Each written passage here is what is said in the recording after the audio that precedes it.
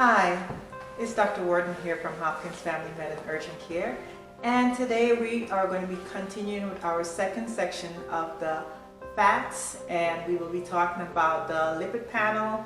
We'll be going over it in detail, and we'll also be reviewing the different components of that lipid panel and the significance of it. You can see here, the lipid panel or the cholesterol panel has some components to it.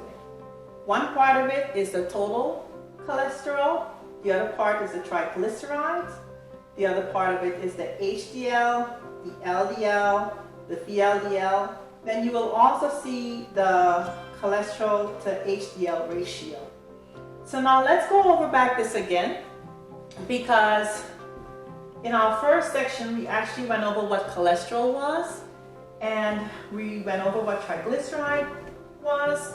We did not go over these lipoproteins like the LDL, HDL, and VLDL, and I do want to touch bases with those as well, so I'm going to be reviewing this again before we get into our lipid panel. So once again, in our first section of this fat section, we actually went over cholesterol, but cholesterol is a waxy fatty substance made by our liver.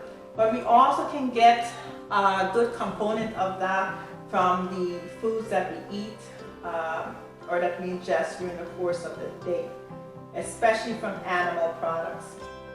The other thing that I wanted to go over was the triglyceride, and the triglyceride is the fat that is stored in our body.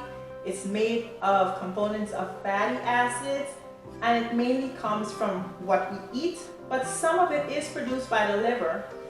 We eat excess calories and we don't consume it or use it up. The liver now moves that over into fat, and it gets stored into the fat cells. Now, there are about 4 or 5 different lipoproteins, and in this lipid panel we're going to be going over the LDL, HDL, and VLDL. Now, lipoproteins are a complex protein transporter that carries around fat in water solution. In our case, it is blood. So the LDL is a low density lipoprotein, and that carries around all fats or fat molecules in the blood. The HDL is the one that actually, the high density lipoprotein, and that one actually removes fat from the blood, takes it back to the liver for us to either consume it or excrete it. And then the VLDL is a very low density lipoprotein, and that carries around fat in the body. Usually the LDL and the VLDL are usually the ones that are considered part of the bad fat. The difference between the LDL and the VLDL is that the LDL actually carries around more cholesterol, the VLDL carries around more triglycerides, and this HDL here has a higher component of protein as opposed to fat. Now, this we've defined the different components of the lipid panel or the cholesterol panel. Most of the times when we do cholesterol or lipid panel, we're actually looking at the cardiovascular risk of the patient, and we're also looking at the response to treatment of that patient. Usually when cholesterol or lipid panels are started, it's usually about the patient's roughly around 20 years old, and we usually do them every 5 years or so. Most of the times we're supposed to, but we need to do the cholesterol panel or lipid panel fasting. And fasting on average should be anywhere between 10 to 12 hours, but you can do a cholesterol panel at around 8 hours of fasting. And fasting means nothing other than maybe water. So I want to point out a few things before we go over the desirable range, the borderline, and the high range for these components of the lipid panel. One thing that I want to point out is that the LDL is actually a calculated number, and that calculated number for the LDL is based upon the total cholesterol, the HDL, and the triglycerides. The reason why I wanted to point that out is because this triglycerides, sometimes you might find a patient that has really high triglyceride past this number of this 499 milligrams per deciliter. That's the units in which we calculate or we measure this lipid panel. Sometimes you might find this patient, but you might find a patient with triglycerides that are way past 1,000. That actually can lead to disease conditions such as acute pancreatitis, but these triglycerides sometimes can be that high, and when it's that high, it's very hard for you to calculate this LDL, because this LDL is a calculated number. So I wanted to point that out. I also wanted to point out that even though you see these numbers here, which I will go over, HDL actually depends more on age and also the sex of that patient, whether they are male or female. So, with all that being said, I wanted to say this. This total cholesterol, for a desirable number, it should be less than 200 milligrams per deciliter. The borderline should be anywhere between 200 to 239 milligrams per deciliter, and the high would be greater than 240 milligrams per deciliter. With triglyceride, we always like it to be less than 150. The borderline high would be 150 to 199, and the high would be somewhere between 200 to 499 milligrams per deciliter. With the HDL, really good numbers is greater than 60 milligrams per deciliter. The borderline high would be 35 to 45, and less than 35 would be high. This LDL, which I told you is a calculated number, ideally and desirable would be less than 100. I put a star here because it's important to know that this less than 100 does not apply to patients who actually have cardiovascular disease. If they have cardiovascular disease, the optimal number would be less than 70. So here, the borderline high would be 130 to 159, and the high would be greater than or equal to 160 milligrams per deciliter. This VLDL should be less than 30, and if it's more than 31, it's considered high. Now, it's important for us to go over this cholesterol to HDL ratio because this ratio helps us determine a patient's cardiovascular risk. If that number is less than 4 to 2, then that's good. But once it becomes more than 4 to 3, that is bad.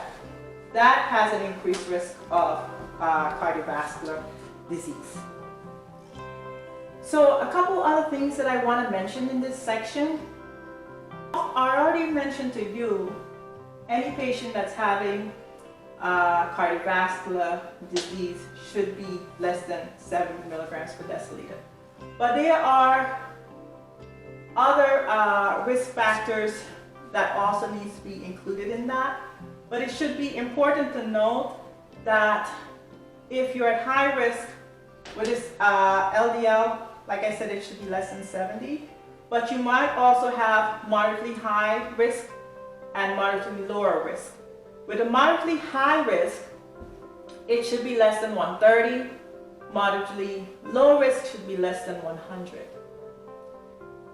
So besides that, a couple of things I want to mention in this section is that most of the cholesterol that we have is bound to LDL, about 75%.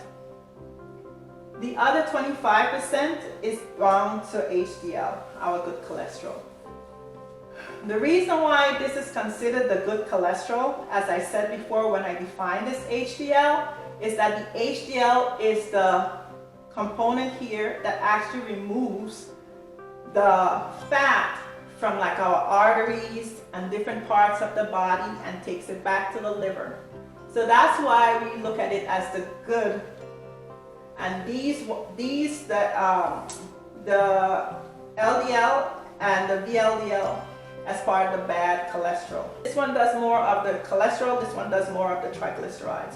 If you have a high VLDL, like I said, you're carrying around more triglycerides. If you have a high LDL, you're carrying around a lot more of the cholesterol component around in the body. So, besides those things that I want to mention, I also want to mention that there are some physiological things that can affect the total cholesterol.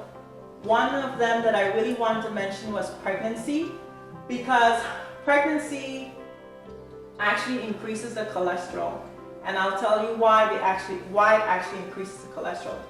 Pregnancy has to be maintained, and the reason why that cholesterol gets increased is because it actually increases the hormone levels. So estrogen and progesterone has to be increased to maintain that pregnancy for that 9-month period. So that cholesterol gets increased, and in part, if you remember our first section, we spoke about how important it is for us to have a level of cholesterol in the body. Even though we don't need to consume it, our body makes it from the liver. And one of the jobs of that cholesterol is to make sure that we are making enough hormones. So that I do want to mention. Also want to mention that we can have increased cholesterol when we are taking birth control pills, when we are taking anabolic steroids, beta blockers, triglycerides, thyroid, hypothyroid disease, diabetes, hypertension, and even stress. Times that we can see decrease in our cholesterol beyond just the medications which we use as statin to help to control these cholesterols is also malabsorption. Medications like allopurinol and niacin can also see decrease in the cholesterol panel. But it's also important for us to mention that liver disease, remember that cholesterol and a lot of things that we do with this panel is associated or connected back to our liver. So anyone who's having liver disease can have a reduction in their cholesterol.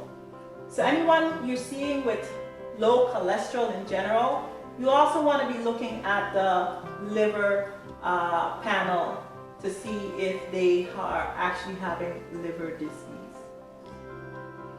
Those are the things that I wanted to bring across today. I wanted to talk about the total cholesterol, the triglyceride, the HDL, the LDL, the VLDL, and also that cholesterol to HDL ratio. I wanted to touch bases on what those definitions were, to define them, and to explain to you why we call the HDL the good cholesterol, because it's the one that removes the fat from the body, takes it back to the liver. We now either use it or we excrete it.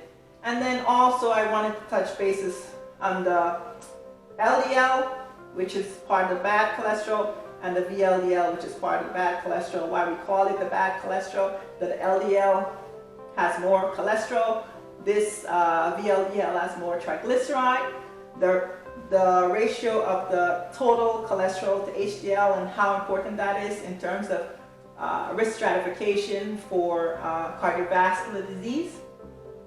And I wanted to mention some physiological reasons why we may have increased cholesterol, and I also want to mention some examples of the reason why we may have some low cholesterol. So I went over those things with you, and this will finish up this section of the fats and lipid panel. Thank you very much.